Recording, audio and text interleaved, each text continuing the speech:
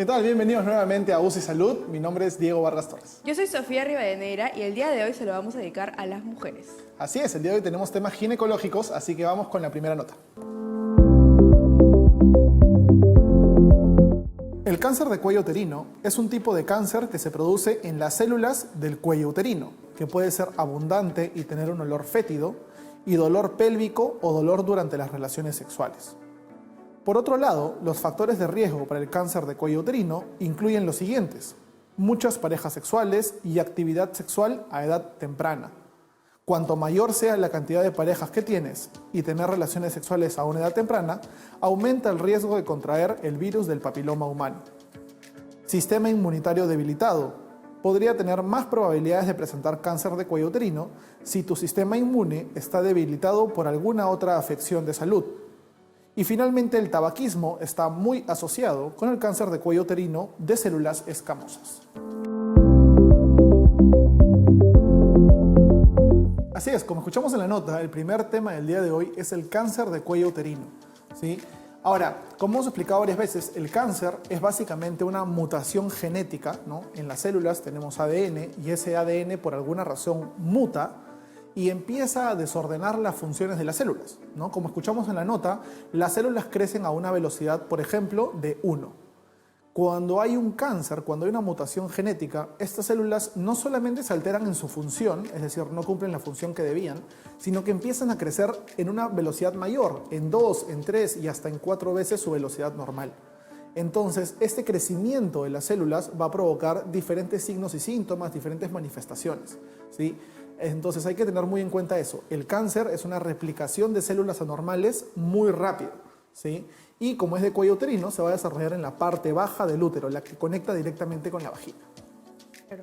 Ahora, tenemos que tener en cuenta de que existen ciertas causas en este caso del cáncer, ¿no? Una de estas son las mutaciones genéticas, las mutaciones del ADN de las células del cuello uterino, y esto puede ser causado, digamos, puede tener como factor de riesgo el hereditario, ¿no? Es decir, en este caso tu mamá, tu hermana mayor, que tal vez tuvieron cáncer de cuello uterino, te predispone a ti también a tener en este caso un cáncer de cuello uterino, ¿no? Otra de las causas que tenemos también es el VPH, que es el virus del papiloma humano, ¿no? Hay ciertas cepas de este virus, porque existen un montón, ¿no? Que te van a, digamos, pueden causarte en este caso un cáncer de cuello uterino si es que no le das el tratamiento adecuado, ¿no? Ahora, tenemos que tener en cuenta también que existen ciertos factores de riesgo para tener un cáncer de cuello uterino, ¿no? Dentro de estos factores de riesgo tenemos en este caso la actividad sexual, ¿no? Mucha actividad sexual o quizás con diferentes parejas te va a predisponer en este caso a quizás contraer lo que es el virus de papiloma humano, ¿no? Que en los hombres, digamos, no se manifiesta mucho,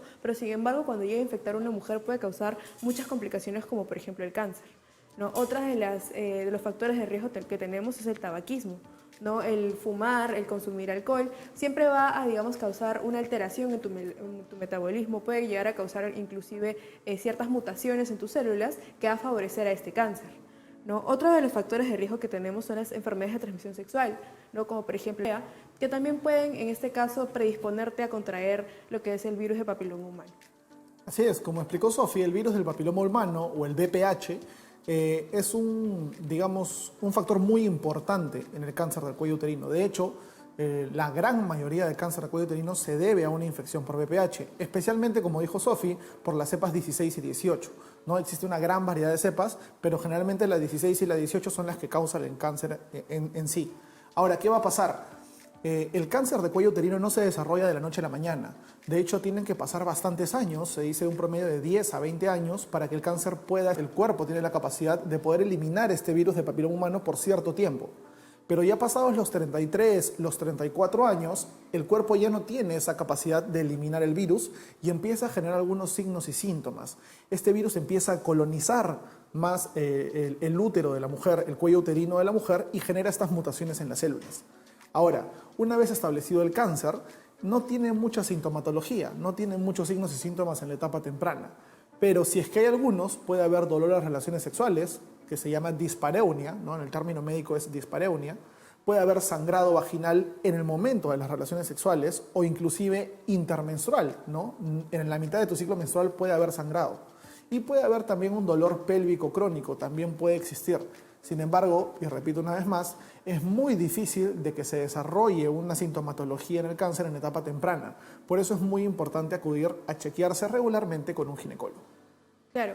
Ahora, tenemos que tener en cuenta de que este cáncer se puede prevenir, ¿no? Como por ejemplo, al saber de que el VPH, que es una enfermedad de transmisión sexual, puede causar este cáncer, primero es tener relaciones sexuales seguras, no utilizar los condones, los métodos de barrera para evitar, digamos, el contagio de alguna enfermedad de transmisión sexual, ¿no? Otro, digamos, de los métodos de prevención es tener un chequeo, digamos, con un ginecólogo, ¿no? Usualmente es anual, usualmente es cada 6 meses, depende de la evaluación que te da tu médico y de lo que él te indique, ¿no? Hay que tener en cuenta también de que se recomienda que una mujer se haga Papa Nicolau, que es un examen que realizan los ginecólogos y que así va, digamos, te van a decir si es que tú tienes algún tipo de infección o tal vez alguna variación en tus células que pueda ser anormal, ¿no? Ahora, hay que tener en cuenta también de que si tú sientes o tienes alguno de estos signos o síntomas o, digamos, notas algo diferente en tu cuerpo, es muy importante que acudas a un especialista que te puede evaluar de manera oportuna para poder darte un tratamiento y evitar ciertas complicaciones. Así es muy importante tener eso en cuenta porque los chequeos pueden ayudarte a detectar el cáncer en etapa temprana o inclusive no un cáncer, sino simplemente una infección por VPH. ¿No? Hay muchas mujeres que tienen un chequeo cada 5 años. De hecho, nosotros como estudiantes, cuando rotamos en los hospitales y entrevistamos a algunas pacientes, les preguntamos, ¿cuándo fue tu último Papa Nicolau? ¿O cuándo fue la última vez que visitaste un ginecólogo? Y hay personas que no visitan inclusive en 10 años, porque no tienen ningún síntoma, no tienen ninguna enfermedad, no se sienten mal, por lo tanto no acuden. Entonces, es muy importante, como dijo Sofi, y yo quiero recalcarlo, el acudir a un ginecólogo por lo menos una vez al año, para chequearse, para ver que todo esté bien, ¿no? Para hacerse un examen de Papa Nicolau, para hacerse una citología vaginal. Es muy importante prevenir esto porque la incidencia de cáncer de cuello uterino es bastante alta, la incidencia de virus de papiloma humano es bastante alta. Y sobre todo ahora que los jóvenes empiezan las relaciones sexuales mucho antes, ¿no? Empiezan inclusive a los 14, a los 15 años, el virus de VPH va a proliferar mucho más rápido en muchas más personas. Entonces es muy importante hacerse un chequeo preventivo. ¿Sí? Es muy importante acudir al ginecólogo cuando empieza tu etapa sexual reproductiva activa. Entonces, ahora vamos a pasar un poco a la consulta de redes sociales, a las preguntas que ustedes nos han hecho tanto por Instagram como por Facebook. Así que vamos con eso. Así es, muchísimas gracias a todos por escribirnos tanto por Facebook como por Instagram. Recuerden que nos pueden encontrar como UCI Salud en ambas redes sociales, hacer sus preguntas y nosotros gustosos vamos a poder responderlas en el programa. La primera pregunta que tenemos el día de hoy es, ¿cómo puedo distinguir que padezco cáncer de cuello uterino? Bueno, esa es una pregunta muy importante porque usualmente el cáncer, ya sea del cuello uterino o de cualquier otra parte del cuerpo, suele ser silencioso hasta que ya llega, digamos, a etapas más avanzadas, ¿no? En este caso, por eso es que nosotros les recomendamos o es importante de que vayan a hacerse un chequeo anual como mínimo a un ginecólogo, ¿no? La única manera en la que tú sepas si tienes cáncer de cuello uterino o no es que un ginecólogo te evalúe y en este caso, digamos, te haga el examen adecuado para poder diagnosticarte, ¿no? Ya una vez que tú tengas los síntomas que mencionamos anteriormente, como por ejemplo dolor, sangrado, e inclusive se puede llegar a observar como que ciertos crecimientos anormales por fuera de la vagina, ya digamos que y ahí puedes decir o puedes sospechar de que tienes algún tipo de cáncer de cuello uterino, ¿no? Pero es necesario de que un ginecólogo vaya a evaluarte. Ahora, la segunda pregunta que tenemos es, ¿puedo tener hijos luego del tratamiento? Bien, pregunta muy interesante, muy buena y como en toda medicina la respuesta va a ser depende. Depende primero de en qué etapa está el cáncer. Número 2, depende del tratamiento que se haga, ¿no? Generalmente en estadios avanzados del cáncer el tratamiento es una resección total del útero, ¿no? Una histerectomía, es decir, todo el útero se retira porque todo el útero ya está colonizado con cáncer. En ese caso, no se podría tener hijos, ¿no? Lógicamente, porque no hay un útero. Sin embargo, si el tratamiento es conservador, si se logra controlar el cáncer en una primera etapa, en un primer estadio no tan avanzado, sí se podría tener hijos a futuro. Pero, como les digo, va a depender mucho, porque el tratamiento puede constar en radiación también, en quimioterapias, entonces va a depender de la situación, va a depender de la paciente, va a depender de los medicamentos que se utilicen. La última pregunta que tenemos el día de hoy es ¿cuánto tiempo debo evitar las relaciones sexuales? Bien, esa es una pregunta también muy importante y en realidad quien te va, digamos, a decir cuánto tiempo debes evitar las relaciones sexuales es tu médico tratante, ¿no? De acuerdo a, digamos, qué tan avanzado esté el cáncer, de acuerdo al tratamiento que te den y de acuerdo también a cuál sea la causa en este caso del cáncer, ¿no? Por ejemplo, si es un virus de papiloma humano, es muy importante tener en cuenta de que se debe, digamos, tratar de disminuir lo máximo posible la infección y también el momento de tener relaciones sexuales es muy importante que se hagan uso de las barreras protectoras como por ejemplo el condón. Queremos agradecerles a todos por habernos escrito. Estamos muy felices de poder compartir con ustedes un poquito de nuestro conocimiento y recuerden que nos encuentran en Facebook y en Instagram como UCI Salud. Así es, no se pierdan el siguiente bloque porque después de la pausa vamos a estar hablando con un especialista, como siempre, el cual nos va a aclarar algunas dudas, nos va a hablar un poquito más sobre el cáncer de cuello uterino, cómo es la incidencia en Perú, si es un poquito más frecuente o no, y algunas otras dudas que tengamos. Así que nos vemos después del corte.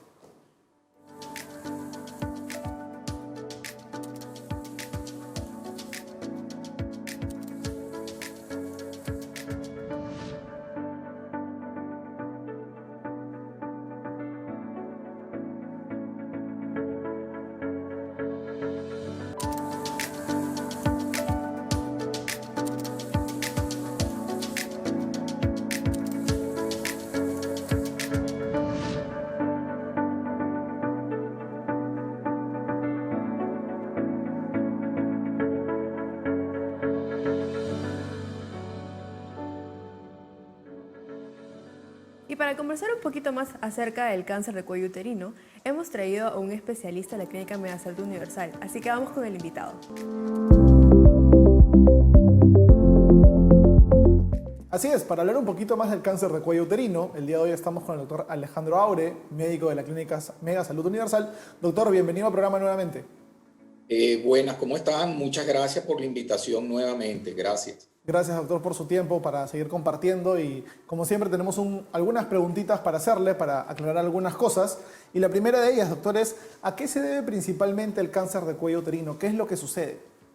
Bueno, el cáncer de cuello uterino va a estar muy relacionado con el proceso infeccioso por el virus del papiloma humano.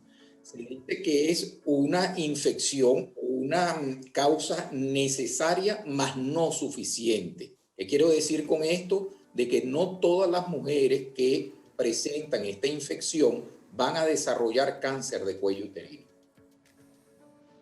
Claro, doctor, muy importante lo que nos dicen, ¿no? Que una de las principales causas en este caso del cáncer de cuello uterino vendría a ser el virus del papiloma humano, ¿no? Doctor, con respecto a esto que nosotros queríamos preguntarle, ¿cuál sería el tratamiento en este caso para un cáncer de cuello uterino, ya sea por un virus de papiloma humano o por alguna otra causa? Independientemente de la causa que haya generado el carcinoma de cuello uterino, el tratamiento va a estar estipulado dependiendo el estadiaje, o sea, lo avanzado o no que puede estar el cáncer. Generalmente, en los estadios iniciales, el tratamiento pudiera ser tanto quirúrgico como a través de radioterapia. Y esto va a depender de ciertos factores muy relacionados con la contextura de la mujer y con las comorbilidades que pudiera presentar, o sea, enfermedades asociadas que pudiera presentar. Ya en etapas avanzadas, el tratamiento va a ser eminentemente a través de la radioterapia. Claro, existen diferentes vertientes de tratamiento, doctor, como usted dice, dependiendo del grado, digamos, de avanzado que esté este cáncer, ¿no? Ahora, si una paciente sufre de BPH, que como hemos conversado es la principal causa del cáncer de cuello uterino, y digamos sigue con el tratamiento o de repente no, ¿qué complicaciones puede tener en esta paciente? ¿Esta paciente puede llegar a perder el útero? ¿Puede tener infertilidad? ¿Cuáles son las complicaciones, doctor, de una paciente con cáncer de cuello uterino? Sí, quizás aquí lo importante sería, digamos, clarificar que existe lo que serían unas lesiones premalignas que son producidas por este BPH. Pudieran presentar ciertas lesiones a nivel de la vagina, como es, por ejemplo, un estrechamiento o un acortamiento de la vagina. Y esto, por supuesto, le va a traer consecuencias importantes en lo que va a ser su vida sexual, porque pues al no poder, digamos, en forma adecuada desarrollar esta vida sexual, pues la paciente y la pareja en general se va a ver frustrada. Claro, doctor, muy importante y muy interesante también lo que nos comenta. Y más o menos por aquí viene un poco la pregunta que yo le quiero hacer, que es si es que, por ejemplo, una paciente está recibiendo un tratamiento, en este caso para un cáncer de cuello uterino, ¿cuáles serían digamos, las medidas que la paciente debe de tener, ¿no? ¿Cuáles serían los cuidados? ¿Cómo cambiaría en este caso su vida sexual? No, mira, se recomienda a la paciente que una vez finalizado el tratamiento, en este caso con la radioterapia, que es la que pudiera ocasionar, no siempre va a ser así, pero pudiera ocasionar estas alteraciones del cuello uterino. Claro que sí, doctor, muy importante esas medidas de prevención que nos dice usted. Y por último, doctor, una última pregunta que tenía yo era, bajo el esquema del calendario de vacunación del Perú, sabemos que hay una vacuna contra el VPH, ¿cierto? Que se da 2 veces, es una cada 6 meses, y que se da generalmente en niñas de 9 a 13 años, ¿no? Entonces, hay algunas personas que pueden estar preguntándose, ¿qué pasa si yo ya empecé mi vida sexual? ¿Todavía puedo vacunarme? ¿Esta vacuna va a hacer efecto en estas pacientes? Mira, generalmente lo que se recomienda, como tú dijiste, y lo que pues estipula la Organización Mundial de la Salud, es que se coloquen en niñas entre 9 y 14 años, que se supone todavía no debían de haber iniciado su actividad sexual. Sin embargo, hay trabajos que recomiendan colocársela a pacientes hasta los 27 años. ¿Por qué hasta los 27 años? Porque se supone que después el sistema inmunológico de la mujer va a seguir desarrollándose, se va a seguir haciendo más fuerte y es menos proclive a que ella adquiera el VPH. ¿Por qué hasta los 27 años también? Porque si bien es cierto, pudiera haber adquirido la mujer uno de los serotipos de VPH, esta vacuna la va a proteger contra los otros, esas verrugas que pueden salir a nivel vulvar. Claro, doctor, muy importante lo que nos menciona, ¿no? Sobre todo la vacuna, los métodos de prevención, en este caso del cáncer de cuello uterino, y también muy importante tener en cuenta de que es necesario un tratamiento oportuno en este caso, ¿no? Doctor, le queremos agradecer por su tiempo y quería hacerle la última pregunta y es, ¿dónde lo podemos encontrar? ¿Dónde las personas que nos están escuchando en este momento pueden tener una consulta con usted? Sí, yo estoy en la clínica Mega Salud, que queda en la avenida Emancipación a nivel de Cercado de Lima, y mis teléfonos son 912-305-408.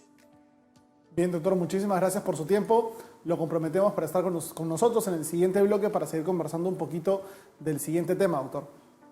Gracias a ustedes, muy amable. Muy amable, doctor. Y ahora vamos a pasar a nuestro siguiente bloque, en el cual vamos a compartir un poquito con ustedes sobre esta pandemia que nos está azotando. Vamos con el bloque COVID. Bien, para el día de hoy en nuestro bloque COVID tenemos una pregunta muy interesante y es ¿qué características tiene una persona de riesgo? Bien, excelente pregunta y primero hay que diferenciar algunas cosas. Cualquier persona se puede infectar de COVID. ¿Ok? Cualquier persona, un atleta saludable, un niño, un bebé, una persona embarazada, un adulto mayor, cualquier persona puede contagiarse de COVID. Sin embargo, van a haber algunas personas que sean más susceptibles a desarrollar una enfermedad más grave. ¿Y quiénes son estas personas? Entre algunos tenemos a personas mayores, ¿no? Adultos mayores porque tienen el sistema inmunitario deprimido o más bajo, al igual que los niños recién nacidos, los niños pequeños, ¿no? Las personas con problemas cardiovasculares, con problemas neumológicos, es decir, del pulmón, también son muy susceptibles. Las personas que tienen de repente diabetes son personas también que son factores de riesgo. Se ha visto en diferentes estudios que se han publicado que las personas obesas también tienen una mayor predisposición a desarrollar una enfermedad más severa. Pero es importante determinar esto. Todos nos podemos contagiar de COVID, pero algunas personas pueden desarrollar una enfermedad más severa. Esto no quita que algunos jóvenes o algunas personas saludables puedan de igual manera tener una reacción un poco más severa hacia este virus. Así que hay que tener eso muy en cuenta. Gracias a todos por sintonizar este bloque. No se pierdan después de la pausa porque tenemos una nueva enfermedad, una nueva patología para seguir discutiendo. Así que nos vemos después de la pausa.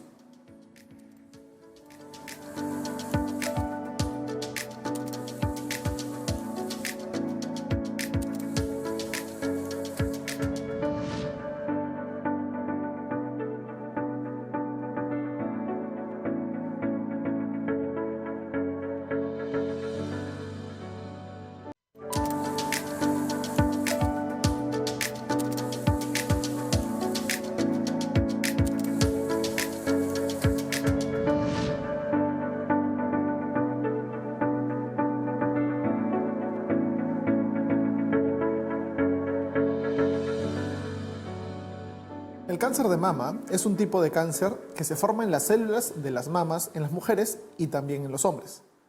Este tipo de cáncer es mucho más frecuente en mujeres que en hombres.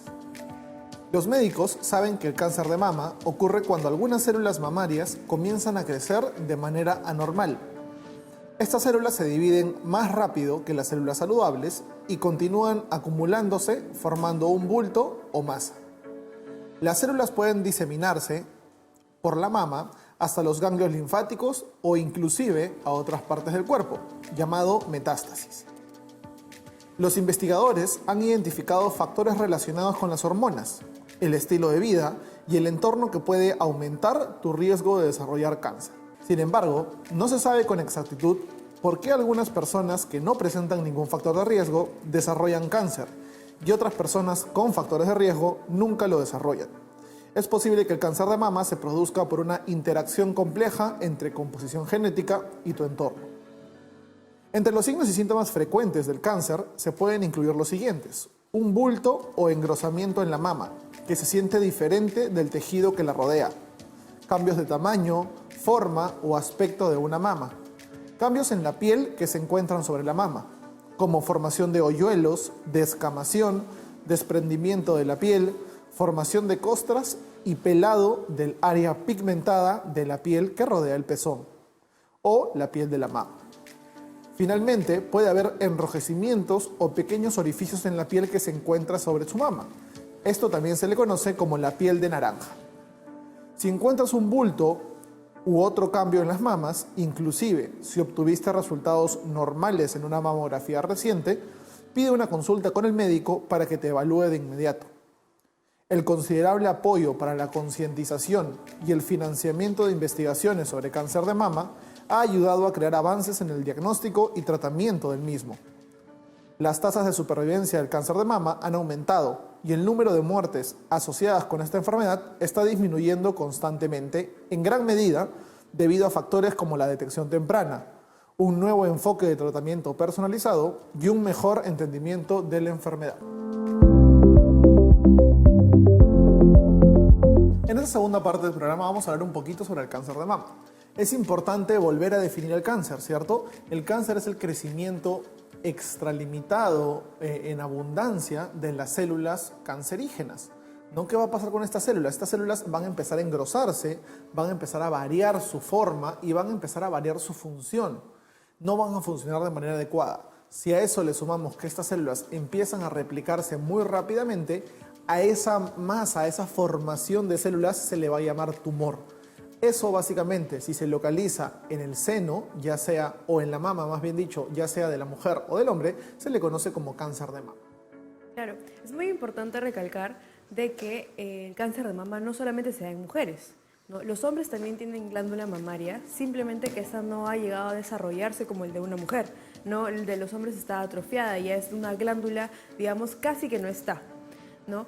Entonces hay que tener en cuenta de que la causa, en este caso de cáncer de mama, suele ser una mutación genética, ¿no? Esta mutación genética puede ser hereditaria. ¿Qué quiere decir esto? Que si mi mamá o en este caso un papá tuvo cáncer, yo estoy más predispuesta a tener también un cáncer de mama, ¿no?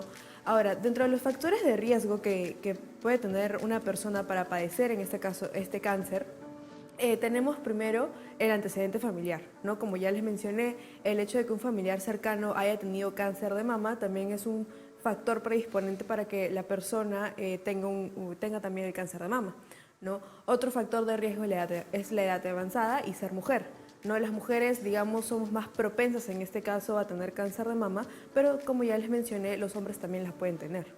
Ahora, otro factor de riesgo también es el consumo de alcohol y del tabaco, ¿no? Estas sustancias tóxicas suelen causar también algunas mutaciones en el ADN de nuestras células que pueden favorecer, en este caso, el crecimiento de un tumor, ¿no? Otro factor de riesgo que tenemos también es que la primera menstruación de una mujer sea a temprana edad, es decir, a menor de 12 años. Este también es un factor de riesgo para, en este caso, tener un cáncer de mama. Así es, y se ha visto que el cáncer de mama está muy orientado, muy ligado también al tema hormonal, ¿no? Por eso es importante tener en cuenta que si hubo una menarquia, es decir, una primera regla antes de lo normal, como explicó Sofía, antes de los 12, 13 años, hay que hacerse chequeos constantemente. ¿no? Ahora, ¿cuáles son los signos y síntomas del cáncer mamario? Primero que nada hay que entender que como todo cáncer, inicialmente generalmente no dan muchos signos y síntomas. Sin embargo, ¿qué podemos notar al examen, en el autoexamen? ¿No? Vamos a notar primero un entumecimiento, de repente vamos a notar un enrojecimiento de cierta parte de la mama o de cierta parte de la glándula mamaria, ¿no? ¿Qué más? Al momento de hacernos el autoexamen vamos a encontrar también pequeños bultitos, ¿no? Que van a ser duros, van a ser móviles o de repente van a ser inmóviles, de repente pueden ser dolorosos, puede que no sean dolorosos, pero vamos a encontrar ciertos bultitos en la misma mama, ¿cierto? Eso todo lo vamos a poder identificar en el autoexamen. Inclusive puede haber también que estos tumorcitos, que estos pequeños bultitos en la mama empiecen a bloquear ciertos túbulos que van a emitir la leche en la mama de la mujer y puede inflamarse bastante esta mama, ¿no? Inclusive puede llegar a sobreinfectarse. Entonces es importante realizar el autoexamen cuando uno se está bañando, ¿no? Cuando uno se está cambiando, para determinar, para poder localizar estos signos en la mama y poder tener una detección con un médico más temprano. Claro, siempre se recomienda realizar un autoexamen, ¿no? En este caso de las mujeres, que es más frecuente, para poder, en este caso, detectar estos bultitos, estos pequeños tumores de manera oportuna y poder ir a un médico especialista que nos evalúe y nos pueda decir si es que esto en verdad es un cáncer o en el caso de que sea un fibroadenoma, que digamos es un tumor benigno, ¿no? Que también podemos encontrar en la mama y es más frecuente en las mujeres jóvenes, ¿no? Hay que tener en cuenta también de que el cáncer, en el caso de los hombres, el cáncer de mama, cuando se detecta ya se detecta en etapas mucho más avanzadas, ¿no? Porque usualmente un hombre no suele hacerse un examen de mama, ¿no? Entonces hay que digamos, en la más mínima señal de que aparezca un bulto o algún tipo de, digamos, molestia en el seno, es importante recurrir a un especialista para que nos pueda dar un diagnóstico oportuno.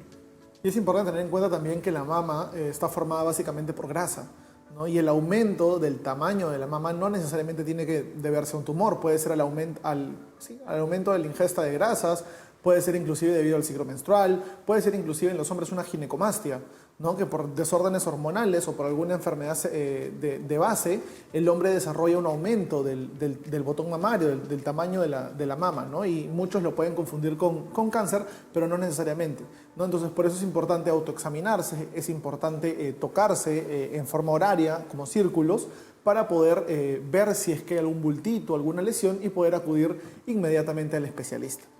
Ahora vamos a pasar a las consultas de redes. Ustedes nos han hecho algunas preguntas por Instagram, por Facebook, así que vamos con eso, con la consulta de redes. Bien, queremos agradecerles a todos por habernos escrito sus consultas. Nosotros estamos, como siempre, muy contentos de poder responderlas. Recuerden que nos encuentran en Facebook y en Instagram como UCI Salud. La primera pregunta que tenemos para este tema es si es bueno o es recomendable el ejercicio para las personas que pasan por el cáncer de mama. Bien, excelente pregunta. Es un poquito complicada de contestar debido a que el tratamiento es individualizado. Cada paciente es diferente, ¿no? Va a depender mucho de qué estadio de cáncer de mama tengamos, va a depender si estamos bajo tratamiento o no, qué tipo de tratamiento, si hubo una cirugía previa o no, si estamos en posibilidades de hacer el ejercicio o no. El ejercicio siempre va a ser recomendado para todos los pacientes porque va a mejorar la calidad de vida, va a mejorar el estado físico y el estado de salud y también el estado mental. Pero va a depender mucho, como les repito, de qué tipo de cáncer se tiene, ¿no? Eso va a ser individualizado para cada paciente. La siguiente pregunta que tenemos es si las personas con un busto más grande son más propensas a sufrir de este cáncer. Bueno, esta es una pregunta, como siempre, muy interesante, ¿no? El hecho de tener el busto más grande no te hace más, digamos, propensa a tener un cáncer, ¿no? Como Diego nos mencionó anteriormente, que lo que hace un busto más grande en realidad es la cantidad de grasa que tiene el busto, ¿no? Entonces hay que tener en cuenta que los factores que te van a hacer, digamos, o que van a aumentar el riesgo de que tú padezcas un cáncer son los que ya mencioné, ¿no? El factor hereditario, es decir, que alguien de tu familia cercana, papá, mamá, hermano mayor, haya tenido un cáncer, el hecho de que consumas tabaco y alcohol, también el hecho de ser una mujer de edad avanzada. Por eso es que siempre tienes que hacerte el autoexamen para poder diagnosticar o detectar, en este caso, algún crecimiento anómalo en tu seno de forma oportuna. La tercera pregunta que tenemos es si puedo hacer una reconstrucción luego de una operación en la que me quitaron el seno. Bien, esa es una pregunta muy común y de hecho es completamente posible. ¿Qué es lo que sucede?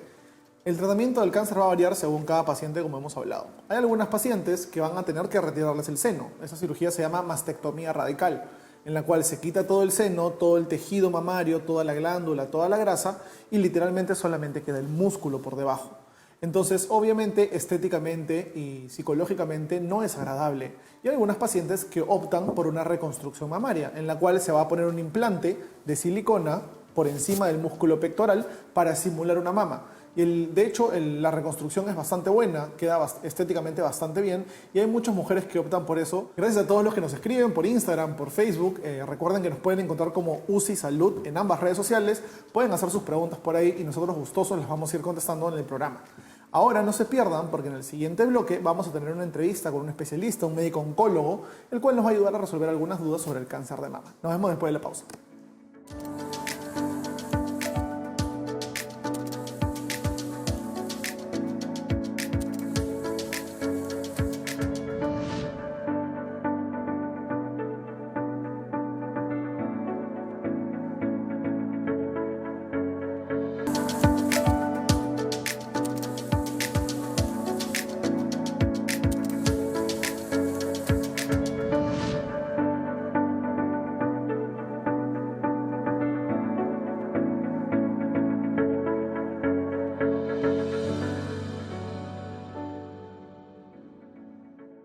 Bienvenidos de vuelta al programa y ahora vamos a conversar con un médico oncólogo, el cual nos va a ayudar a aclarar algunas cositas sobre lo que estamos discutiendo, el cáncer de mama. Así que vamos con el invitado.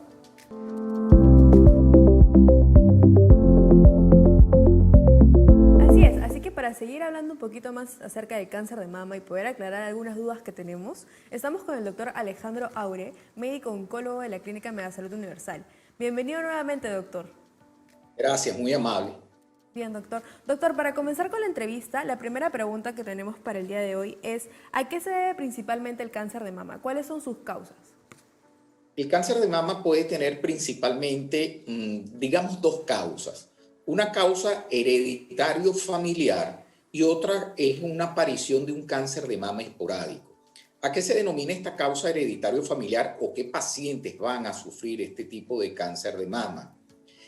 Aquellas pacientes que tengan mutaciones en unos genes que son el BRCA1 y el BRCA2. Se dice que aproximadamente un 20% de las pacientes que han sufrido cáncer de mama o que van a sufrir cáncer de mama es producto a este tipo de alteraciones. El otro porcentaje va a ser un cáncer de mama esporádico. Un cáncer de mama esporádico se define como aquel que ocurre en una paciente pues que no tenía estas mutaciones, que no tenía antecedentes familiares y que pues quizás por mala suerte pues está desarrollando ese cáncer de mama. Claro, doctor. Importante definir eso, ¿no? Que hay algunos factores genéticos que no se pueden controlar, otros factores idiopáticos que todavía la ciencia no ha podido establecer del todo, ¿no? Ahora, doctor, una persona, digamos una señora de unos 39, 40 años, ¿qué medidas preventivas puede tomar frente a eso? ¿Qué es lo que puede hacer? ¿Puede autoexaminarse? ¿Cada cuánto debería ir a hacerse una mamografía para prevenir este cáncer? Sí, en la mayoría de los centros pues, que trabajan con cáncer de mama y que hablan pues, de los métodos de pesquisa del cáncer de mama, se dice que la paciente a partir de los 40 años debe de hacerse, además de su autoexamen de mama y además de su autoexamen de mama por lo menos una vez al mes, evaluarse con su médico tratante por lo menos una vez al año, comenzarse a hacer la mamografía. En cuanto a la realización de mamografías, hay centros que hablan que se debe hacer una vez anual hasta los 69 años, o sea, a partir de los 40 años hasta los 69 años, y hay otros centros donde se habla que se debe hacer cada 3 años hasta igualmente los 69 años. También es recomendable que entre los 35 y 40 años se haga una mamografía de base. ¿Qué quiere decir esto, una mamografía de base? Que esta me va a servir de comparación con las subsecuentes mamografías que se vaya a hacer. Y entre los 35 y 40 años, hay centros en que hablan de que se debiera hacer una ecografía anual en este periodo de tiempo. Es importante también señalar que este es un método de pesquisa para aquellas mujeres que van a tener riesgo averaje. ¿Qué quiere decir riesgo averaje? Que no posean ciertas condiciones, como por ejemplo antecedentes de cáncer en su otra mama, que vayan a presentar, por ejemplo, antecedentes de cáncer a nivel de la familia, o que vayan a presentar o que hayan sido expuestas a tratamiento con radioterapia en algún momento de su vida. Igualmente, pacientes que no hayan tenido carcinomas lobulillar de mama.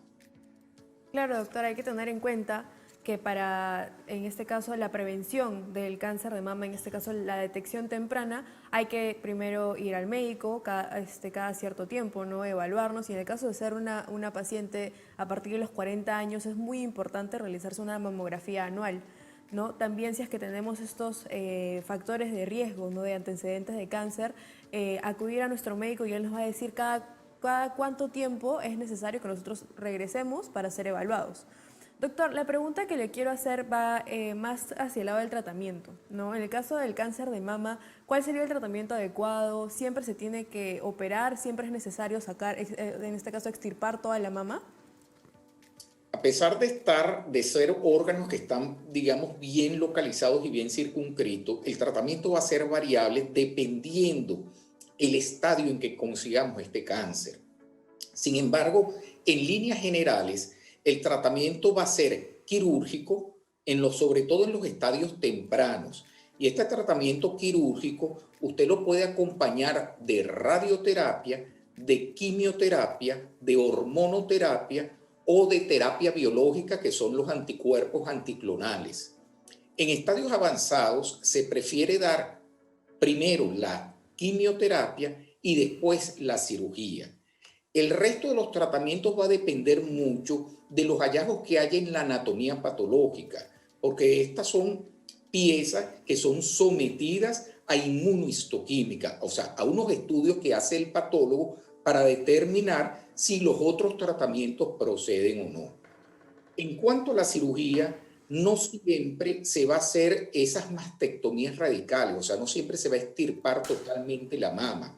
De hecho, a medida que ha pasado el tiempo, se trata de ser más conservador, y de allí también la importancia de diagnosticar ese cáncer de mama a tiempo, porque mientras más pequeño sea la lesión, más posibilidades tiene la paciente de preservar su mama a la hora de que se trate por el cáncer de mama. Claro, doctor, importante saber eso, ¿no? Saber el screening que se tiene que hacer cada cuánto tiempo, ¿no? Si es que no hay factores de riesgo. Ahora, sabemos que hay algunos tumores mamarios o algunas lesiones que son benignas, pero siempre es importante igual poder acudir a un médico, poder acudir a un médico oncólogo, a ver exactamente qué tipo de lesión tenemos, ¿no? Porque de repente sentimos un bultito que es un poco duro y nos asustamos rápidamente diciendo que es cáncer, pero no necesariamente, ¿no? También con lo que usted nos decía del uso de la radioterapia o la quimioterapia para poder achicar este tumor y posteriormente poder sacarlo, ¿no? Junto con toda la mama, dependiendo del estadio, como usted comenta. Ahora, doctor, ¿qué pasaría con las personas que de repente no logran detectar el cáncer a tiempo o es un cáncer muy agresivo que progresa rápidamente? ¿Este cáncer puede irse a otros lados? ¿Puede complicarse con alguna metástasis a algún otro órgano? Sí, por supuesto que ese es un problema que tenemos en todos tipos de cáncer. Una vez que el cáncer se ha hecho invasor, tiene esa posibilidad de movilizarse, que es lo que conocemos en medicina, dar metástasis a otros órganos. En el caso del cáncer de mama, los órganos principales de metástasis van a ser el hígado, el hueso y el pulmón. Y quizás en segunda opción el cerebro. Claro, doctor, es muy importante, como usted menciona, recibir en este caso un tratamiento oportuno para poder evitar estas complicaciones, estas metástasis que posteriormente van a, digamos, disminuir la calidad de vida de las pacientes, ¿no? Doctor, la pregunta que yo le quiero hacer va un poco acompañada del tratamiento. Mientras la paciente está en tratamiento, en este caso para un cáncer, ¿cuáles son los cuidados que la paciente debe tener durante su tratamiento, ¿no? Bueno, mira, lo importante es que la paciente tenga una buena alimentación, aquella paciente, digamos, que tenga sobrepeso o tenga obesidad, pues disminuir esta cantidad de peso adicional que tiene. Y yo te diría que básicamente, pues, sería eso en cuanto, una vez que está ya recibiendo el tratamiento.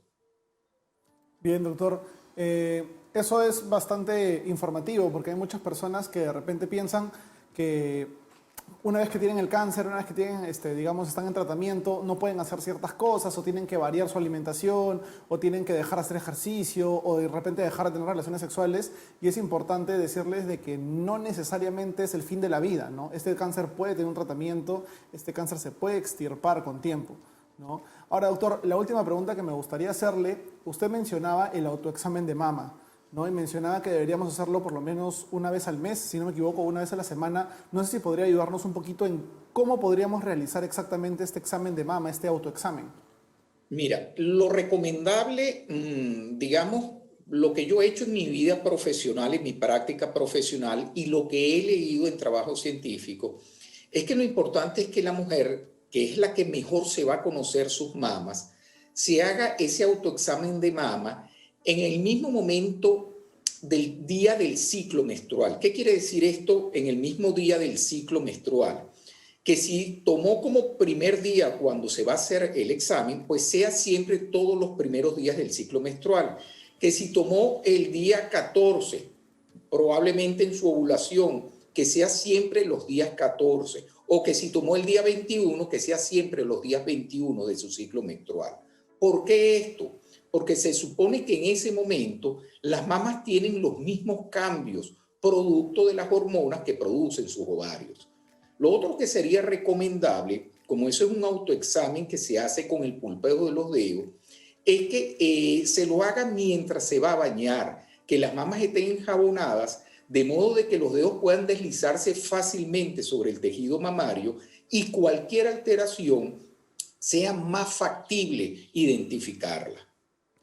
Y bueno, y es lo que te decía, y la otra situación es que por lo menos sea una vez al mes. Yo creo que hacerlo en forma más frecuente me parece que es crear como una especie de obsesión en la paciente de que se va a descubrir algo, de que hay cambios. Normalmente el tejido mamario está sometido a cambios hormonales por el influjo de estrógenos y por el influjo de progestágenos.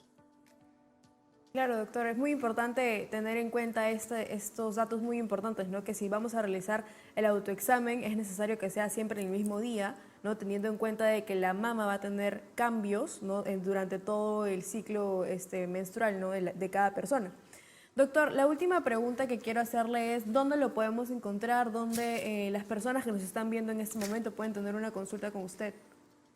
Mira, yo estoy en la clínica Mega Salud a nivel de Cercado del Lima en la Avenida Emancipación y mi teléfono es 912-305-408.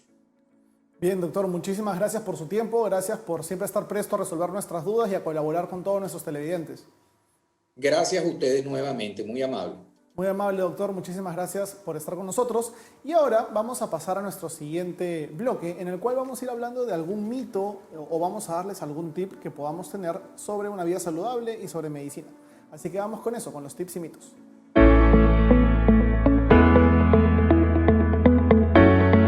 Bien, en el bloque de tips y mitos el día de hoy tenemos una afirmación y vamos a ver si es cierta o no. No tengo de qué preocuparme, ya que ningún miembro de mi familia ha tenido problemas cardiovasculares. ¿Será cierto? Bueno, esto en verdad no es cierto. No, como sabemos y como hemos comentado en muchas enfermedades, los antecedentes familiares sí te predisponen a tener alguna enfermedad, pero no significa de que si nadie de tu familia ha tenido, en este caso, una enfermedad cardíaca, no significa que tú no la vayas a tener. No, si tú eres una persona, digamos, de que no tiene los cuidados necesarios, no llevas una vida saludable, una dieta saludable, no haces ejercicio, tal vez comes muchas grasas, muchas frituras, entonces podrías estar predispuesto tal vez a desarrollar una hipertensión o tal vez un infarto. No, entonces siempre es recomendable primero chequearte con tu médico.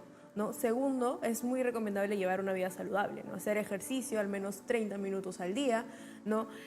También comer saludable, ¿no? Comer verduras, frutas, tratar de evitar, en este caso, las frituras, la comida chatarra, ¿no? Tratar de evitar, en este caso, cuadros de estrés muy grandes, ¿no? Y tratar de controlar mucho las emociones, porque hay algunas, en este caso, el estrés, por ejemplo, te puede predisponer también a tener hipertensión arterial, ¿no? Entonces, como les mencioné, y en conclusión, el hecho de que tus familiares no hayan tenido algún problema cardíaco no significa que tú no lo puedas tener. Así es, muchísimas gracias a todos por estar el día de hoy con nosotros. Hemos tenido un programa lleno de información. Recuerden que pueden estar con nosotros de lunes a viernes a las 9 de la mañana y a las 2 de la tarde, Sofía. Sí, así que nos vemos mañana con 2 temas mucho más interesantes. Así es, nos vemos el día de mañana. Chao.